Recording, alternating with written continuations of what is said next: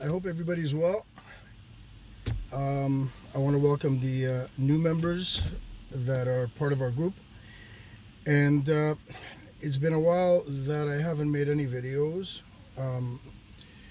for the school or based on my podcasts. So I figured I'd start at someplace. And because I have quite a bit of information and opinions to share based on what we do, and based on my experience at the school and what I've seen in the past 30 years and what I see recently, I thought I'd break up a couple of videos in, let's say, 15-20 minute shots so I don't overwhelm everybody, but to at least get my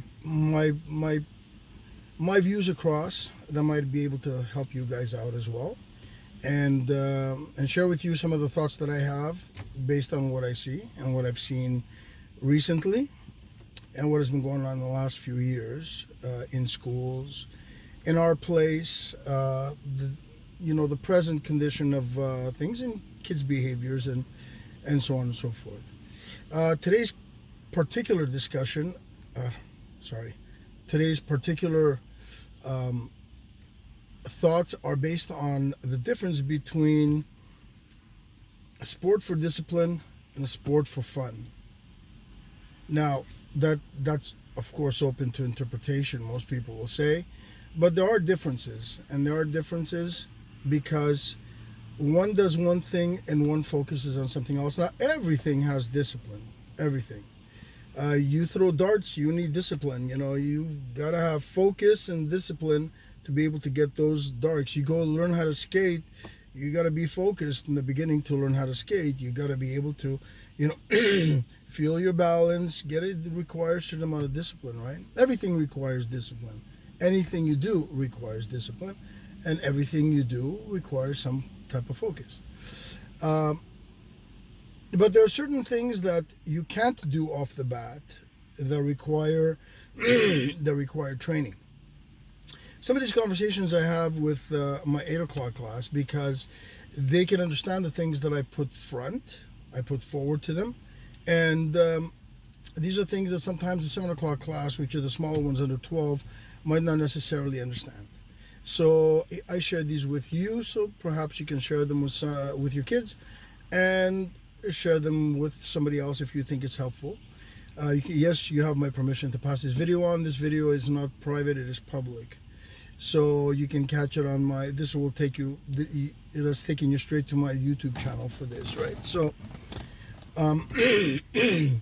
also as a father, as a martial artist, but also as a father, I've had my feelings and I've had my so-called victories as a father, good outcomes. Nobody ever gave us the manual for it. There were certain behaviors that I reinforced, certain behaviors that I called out right away. We were never taught how to become parents, right? For those of us that have been brought up within a traditional cultural home, there were certain behaviors or cultural disciplinary acts that I did question, and then there was others that I didn't question because the results were just very evident and very positive, right? So all that in a nutshell to say that these are my thoughts on certain things that I think will help parents determine what their kids should be doing. Okay? Now I have 2 kids of my own. They're in their 20s, 24 and 26, and they help me also at the school. They have their own jobs. My daughter was dancing since she was 6. She was competing on a high level, and now she teaches dance as well. So I'm very proud of my kids, despite the fact that I've had my failings as a dad, because we don't know everything, right? And but I think I've also done a couple of good things because my kids turned out to be pretty good. I tried the best I could and hammered the very essential things into them, because it was either me hammering it into them in the right way, or it would be external forces hammering in their beliefs in my kids, which I would not have. And this is the problem today. So, but that's going to be a whole totally different uh, speech. Okay, thoughts to be shared. This is in particular to helping parents that distinguish between discipline and that which helps their child grow, and a sport that is fun, because people have become very confused with the two. And I've been working with kids for 25 years and working with some really good therapists for kids, and I work with a lot of autistic kids from all ends of the spectrum, and all of them are different. Just like every kid's character is slightly different, but the reactions are always the same. All right. I see some parents over the years say, "Oh, soccer's done very good, and it teaches them discipline and teamwork." Now, for many years, I've been registering for and subscribing to peer reviews, journals, which I haven't done in the last 5 years because a lot of them, especially the New England Journal of Medicine, has been compromised. And it's just repetitive information over and over again, things that have already been established, 20, 30, 40, 50 years ago, okay? So I have picked up quite a few books. I'm an amateur, I'm not a psychologist. I'm an amateur of psychology. I'm a friend of human behavior. I've always enjoyed that. And it is very important for us to understand how we function as human beings, and very important how kids function. So, because it all starts there and then it moves upwards, and whatever happens up until about 7, 8 years old is reinforced afterwards. So what you do with your kid is then reinforced by the child after a certain age, which is about 8, 9. By the time they're in their teens, they're living based on that behavior that you've allowed, or the behavior that you have curbed. They're following the right path now, right? So I'd like to help parents distinguish between that of discipline and growth and that of sport. Back in the ancient days, the Spartans, who trained about 14 hours a day, understood that you can't just train all day and do nothing. You can't bring out, they were a very well-balanced society, meaning they believed in, they were very family-oriented.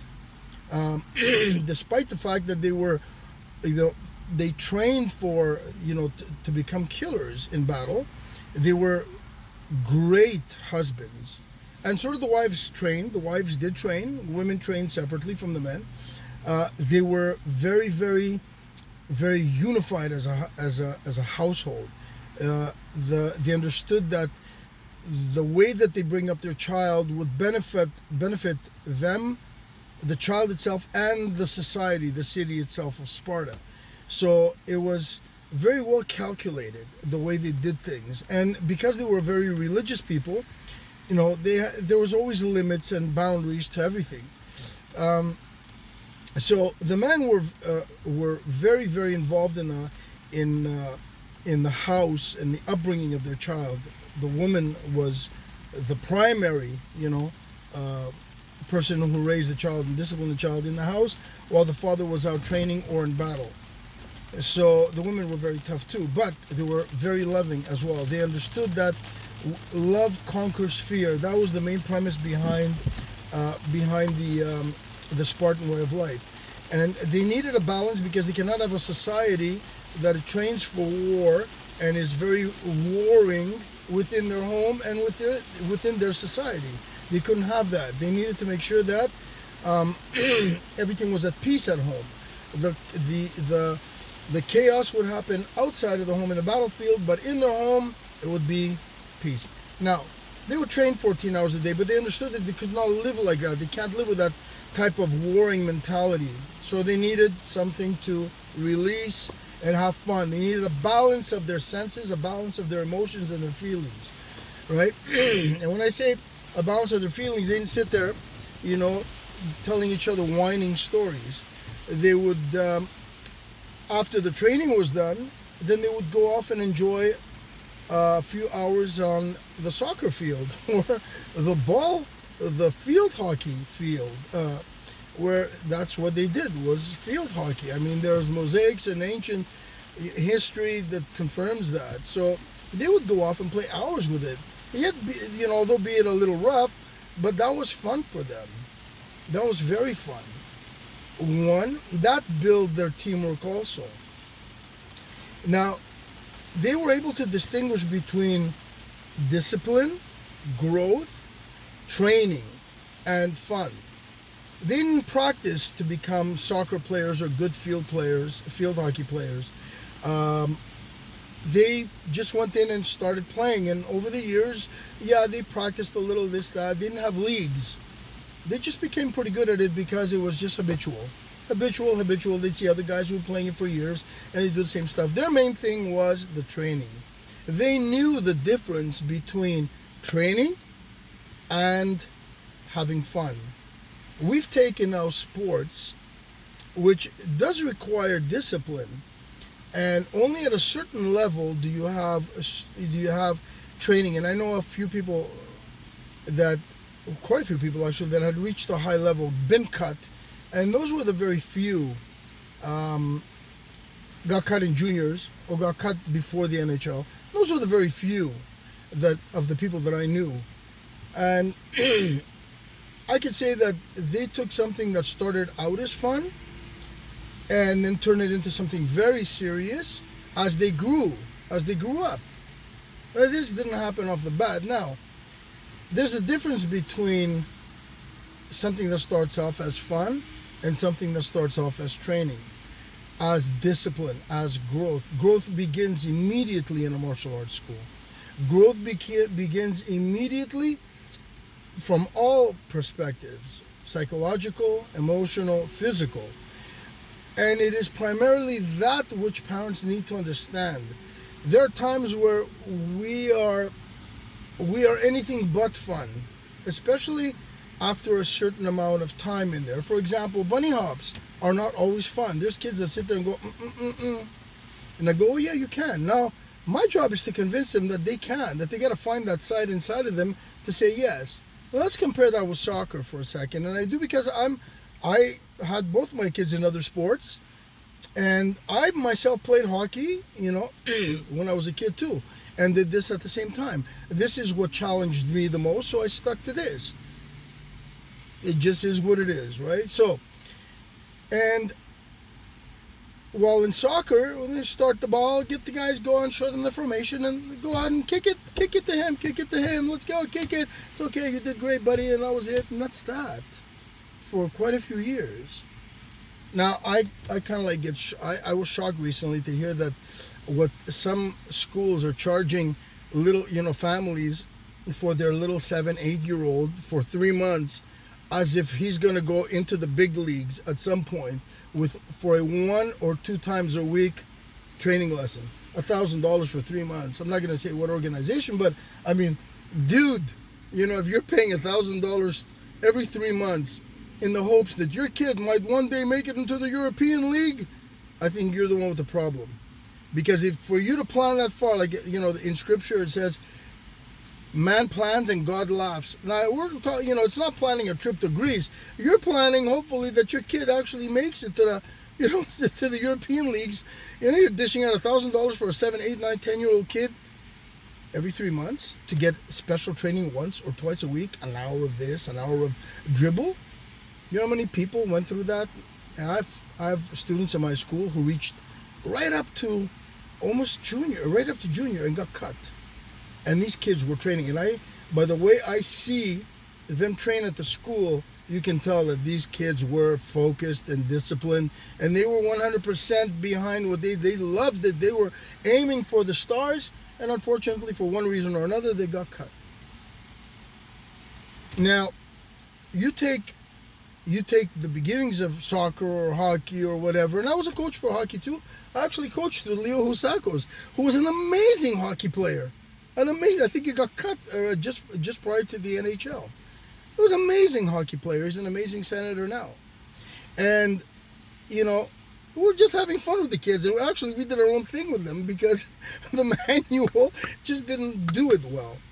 The thing is that it was important to be able to get them to have fun, during the game. The first few years is all about fun. at least until they make it into bantam and whatever else. In the martial arts, and it's about fun, first and foremost. It's about the teamwork. Yes, pass it on to this, pass it on to that. But the beginnings of a child's years, because teamwork is going to become a part of their lives anyways, at school, in let's say extracurricular activities like soccer, basketball, hockey, whatever. He also needs to know he's an individual. There's a lot of university studies and a lot of peer reviews on and historical records, that show that individualism is as important as working with a team, if not more, because one needs to find himself first and then find himself in the place find his place within a community.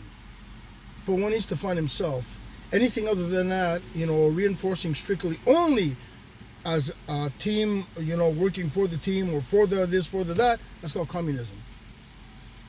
It's important for kids to be able to feel and discover themselves, and this is what martial arts do. Martial arts is not fun always, but it's always a challenge.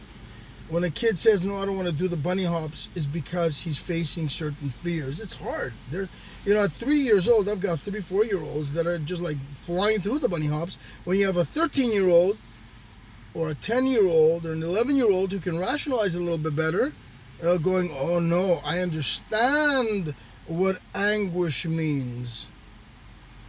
You see, that's growth, when they can put all these little things together and then find, the strength inside of them to turn that little, oh no, I can't do that, I won't do that, into, yes, let's do that because this is the reason why, this is the outcome, this is the objective. There's a big difference there. Martial arts or any of the combat arts, and even today you have to be very choosy with which martial arts you're going to put your kids in, because a lot of them are pretty crappy out there. There's a lot of crappy schools out there, so you have to be very careful. You have to ask a lot of questions. Now, it's important to see this. The discipline starts immediately off the bat, and if immediately we go to work to try to get the kid to think, yes, this is what is normal for you to do. It's normal to feel challenged, and it's normal for you to be able to take on this exercise without that negativity. Now, a kid will do later on what he has been taught to do very small, at a very young age. For them, for the kids in my school that have been taught to do difficult stuff, to them, difficult stuff is normal. They accept challenges. Why? Because they've been taught that this is normal. And because this is normal, to them, when they meet up with a challenge, it defies, the reasoning of why I can't make it through or why I can't do this. Of course, within reason, That's the difference.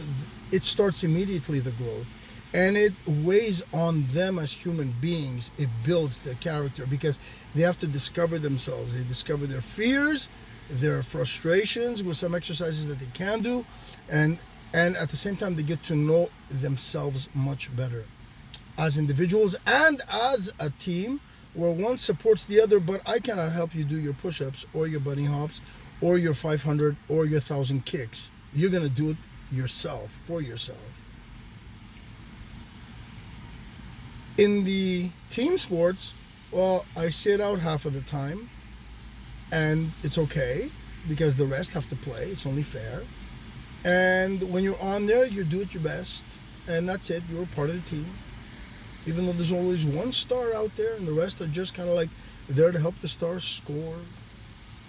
And it's fun for them, and it is. And I believe parents, just like I did, should put their kids in a team sport that they can enjoy and they can have fun with, and put their kids in a martial arts school. The most important thing is to be able to distinguish challenge, growth, personal growth, discipline, from fun, entertainment, and not confuse the two. The discipline and the discipline part, where the fun leaves from here, from the team sport, is at a much higher level. Whereas here, it starts immediately. And today, kids need to find their confidence, and their confidence can only be earned. They cannot be conned into them. It can only be earned. And in order for them to earn that, they must face themselves to earn that with the right encouragement and type of motivation in the school with the right teacher and the parents making the right choices. Now, I know it's very hard for everybody, and today schools are dominating kids' brains in all the wrong places, whereas parents are trying to teach them this from their culture, and schools are doing a great job of teaching them something completely different. And that's a dangerous thing, and that's something else we'll talk about in another time. So if you have any questions, or I just want to do this little short thing. It's about 20-minute mark, and I wanted to keep it that much. If you have any questions, or any opinions to add to this, don't be afraid to put it down, put it in the comments, send me a private message or whatever, and let me know, and I'll be more than happy to share more of my thoughts with you. So I have a few other little things that I'd like to share with you, one thing at a time. This to me was an important thing, to be able to distinguish between fun and discipline, because yes, we can be as fun, but most of the time we're just challenging, and fun in a challenging way.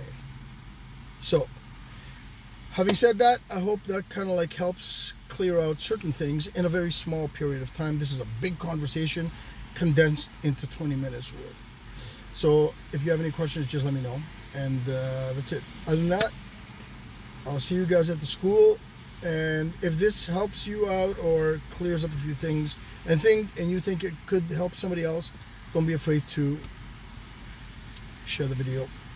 So until next time,